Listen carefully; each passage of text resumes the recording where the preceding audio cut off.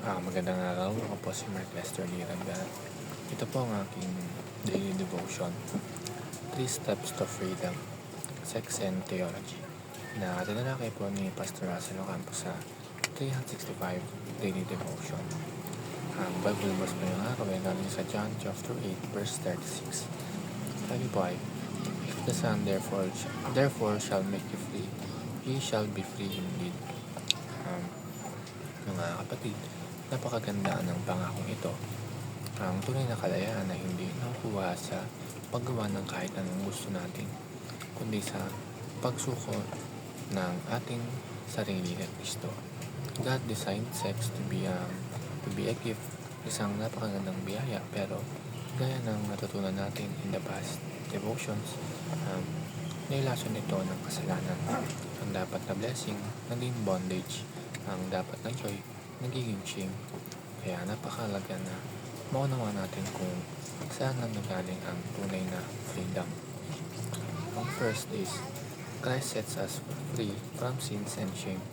Alam nyo na maraming tao ang nabubuhay na parang laging binabalikan ng kanilang past mistakes. Minsan, lalo na sa area ng sex, kapag nagkamali ka, parang wala ng second chance. Pero kay Jesus, may kapatawaran at paglilinis. Hindi na natin kailangan dalhin ang bigat ng kahapon. Ang ating sin at shame ay binayaran na niya sa krus. Kung siya ang nagpapalaya, tunay tayong malaya. Ang second is, Christ sets us free from condemnation. Hindi lang po niya tinatanggal ang kasalanan, tinatanggal din niya ang parusa at ato na dapat ay para sa atin.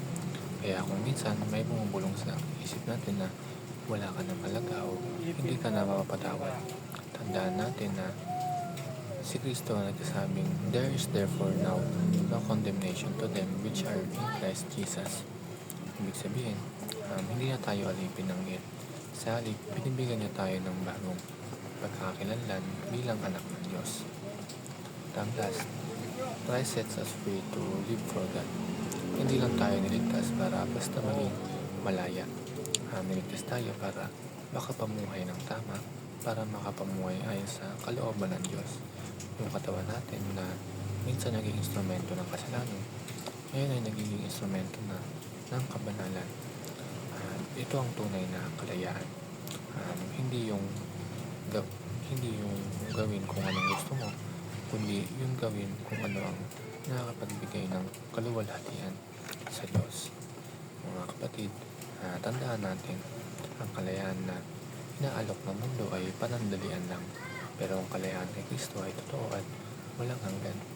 Kaya kung nararamdaman mong ikaw ay nakakulong pa rin sa kasalanan, lumapit ka kay Jesus. Siya lamang ang makakapagpalaya sa iyo. Yun lamang po.